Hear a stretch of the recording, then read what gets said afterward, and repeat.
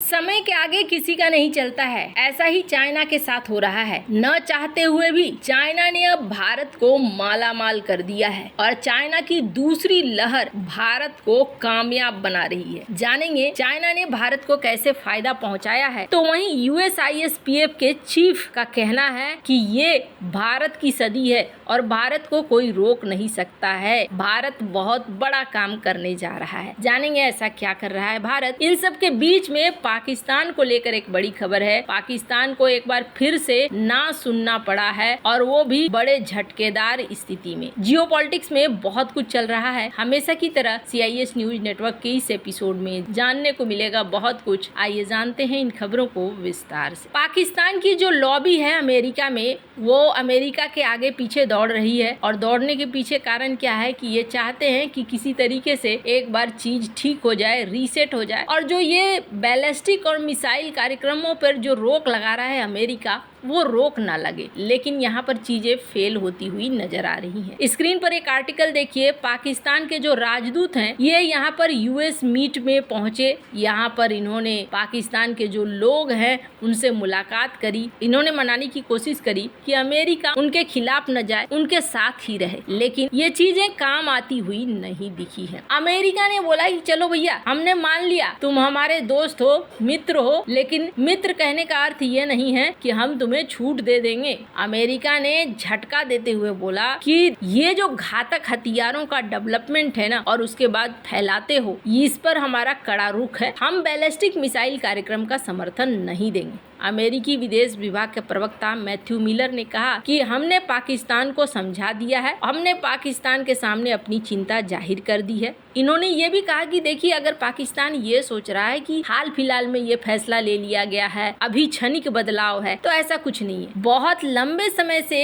ये हमारी नीति रही है। हमने पहले भी कहा है और हम आगे भी कह रहे हैं कि पाकिस्तान के बैलिस्टिक मिसाइल प्रोग्राम के खिलाफ अमेरिका अपने प्रतिबंधों का इस्तेमाल करना जारी रखेगा। जब उनसे कहा गया पाकिस्तान को तो आप एक करीबी भागीदार मानते हैं ना, उन्होंने कहा हाँ जी, अभी भी हम मानते हैं। पाकिस्तान हमारा साझेदार है और दीर्घकालिक साझेदार भी रहा है। लेकिन ऐसे मुद्दे भी हैं जहां हमारे बीच मतभेद हैं और जब मतभेद होते हैं तो हम अमेरिका के हितों की रक्षा के लिए कार्रवाई करने में संकोच नहीं करते हैं। ये मिलर ने साफ साफ कहा है। अमेरिका ने लगातार पाकिस्तान के मिसाइल कार्यक्रम का विरोध किया है। हालांकि पाकिस्तान का ये आरोप है कि अमेरिका उसके और भारत के बीच लंबी दूरी के मिसाइल कार्यक्रम को अलग अलग नजर से देखता है। वैसे तो पाकिस्तान और भारत दोनों ही देशों ने NPT पर साइन नहीं किया है। ये अपने हथियार बनाने के लिए फ्री हैं। लेकिन अमेरिका ने हाल ही में खतरनाक हथियारों को आगे बढ़ाने से रोकने के लिए एक चीनी रिसर्च संस्थान,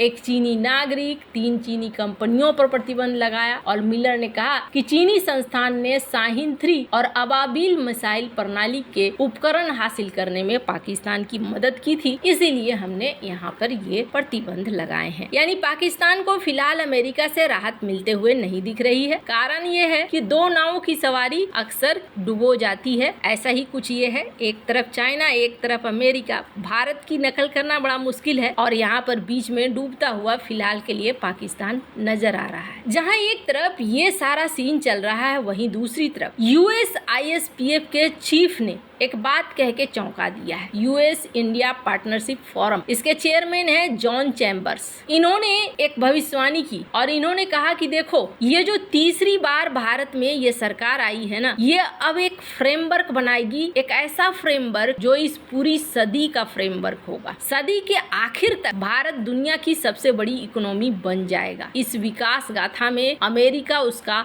प्रमुख पार्टनर रहेगा। भारत की इकोनॉमी चीन से तकरीबन दुगनी हो जाएगी, अमेरिका से 30 से 40% आगे निकल जाएगी। जॉन चैम्बर्स का कहना है। जॉन चैम्बर्स कहते हैं कि प्रधानमंत्री नरेंद्र मोदी का 3rd टर्म भारत के लिए बहुत महत्वपूर्ण होगा। उनके नेतृत्व में भारत इस सदी में दुनिया की सबसे बड़ी अर्थव्यवस्था बनकर उभरेगा और इस विकास यात्रा में अमेरिका उसका पार्टनर बनेगा। चैम्बर्स टेक जगत के दिग्गज माने जाते हैं और उन्होंने कई ऐसी टेक्नोलॉजी जो अभी मॉडर्न समय में चल रही है, आर्टिफिशियल इंटेलिजेंस, साइबर सुरक्षा, सेमीकंडक्टर में निवेश के लिए वेल्थ फंड बनाने का सुझाव भी दिया है। चैम्बर्स सिस्को के चेयरमैन भी हैं, सिस्को के चेयरमैन एमेरिटस भी हैं उन्होंने कहा कि भारत अमेरिका साझेदारी, आर्टिफिशियल इंटेलिजेंस में तेजी से आगे बढ़ना, और इस समय सबसे बड़ी बात यह है कि भारत में तीसरी बार नेतृत्व स्थिर है, यानी बदला नहीं है। भारत को अगले 3 से 4 दशकों में दुनिया की दूसरी सबसे बड़ी अर्थव्यवस्था और इस सदी के अंत तक सबसे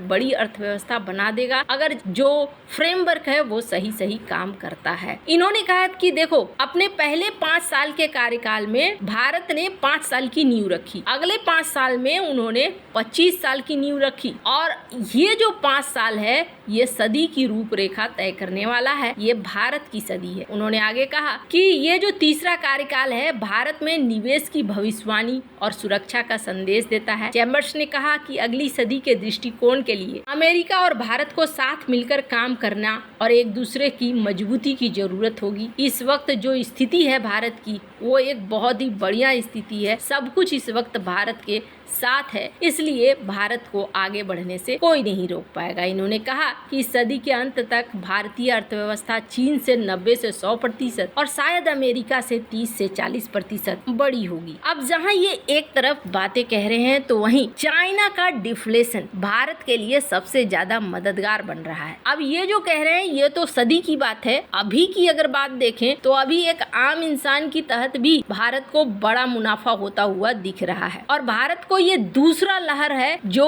चाइना के तरफ से मिल रहा है, और इस दूसरे लहर में भारत माला माल होने जा रहा है। सबसे पहला लहर एक बार को 2014 में भारत को मिला था, और अब ये दूसरा लहर है। चाइना में डिफ्लेशन है। डिफ्लेशन का मतलब हो गया कि चीजों की दाम गिर रहे हैं, जिसकी वजह से लोग खरीदारी नहीं कर रहे हैं। लोग नहीं खरीद रहे हैं तो फैक्ट्रियां बंद हो रही हैं, फैक्ट्रियों में ताले लग रहे हैं, मैन्युफैक्चरिंग सेक्टर बर्बाद हो रहा है। और जब ये चीजें बर्बाद हो रही है ना, तो क्या होता है, अगर फैक्ट्रियां नहीं चल रही हैं, आपको तेल की कोई जरूरत नहीं है, आप तेल खरीदना कम कर देते हैं। चाइना भी अब धीरे धीरे ऐसा ही कर रहा है। अब चाइना जैसे जैसे तेल खरीदना कम कर रहा है वैसे वैसे क्या हो रहा है, तेल के दाम भी घटते जा रहे हैं। इसका एक आंकड़ा देखिए, जब साल शुरुआत हुई थी 2024 का, तब $82 पर बैरल था, फिर 89 हुआ, फिर 83 हुआ, जून में फिर 82 हुआ, जुलाई में 84 हुआ, लेकिन अगस्त महीने से 78, 73। अब ऐसा माना जा रहा है कि आने वाले समय में ये और भी ज्यादा नीचे गिरता जाएगा, क्योंकि चाइना तेल मंगवाना कम कर देगा। बहुत लोग तो ये मान रहे हैं कि हो सकता है तेल का दाम $30 तक पहुंच जाए। अब $30 सुनने में तो एक बार को लगता है ये तो हो ही नहीं सकता है, पर कुछ एक्सपर्ट मान रहे हैं कि कोई ठिकाना नहीं है, यहाँ तक जा सकता है। जैसी परिस्थितियाँ ग्लोबल हैं, चाइना से मांग कम हो रहा है तो भारत से मांग बढ़ेगा, और भारत फिर अपने शर्तों पर कहेगा हमें इतने में दो, हम इतने में ही लेंगे, और वैसे में भारत को देना पड़ेगा। और तेल भारत की सबसे बड़ी जरूरत है। भारत के मैन्युफैक्चरिंग सेक्टर को आगे बढ़ाने के लिए अगर सस्ते पे तेल मिल रहे हैं तो मुनाफा तो भारत को होगा ही। इसीलिए कहा जा रहा है कि भारत के लिए अब ये जो डिफ्लेशन है चाइना का, वो एक बड़ा वरदान बनकर आया है जो भारत को मालामाल कर देगा। वैसे आपको क्या लगता है इन सब मामले में, आप क्या राय है कमेंट कर जरूर बताएं। जल्द मिलते हैं अगले वीडियो में नई खबर के साथ।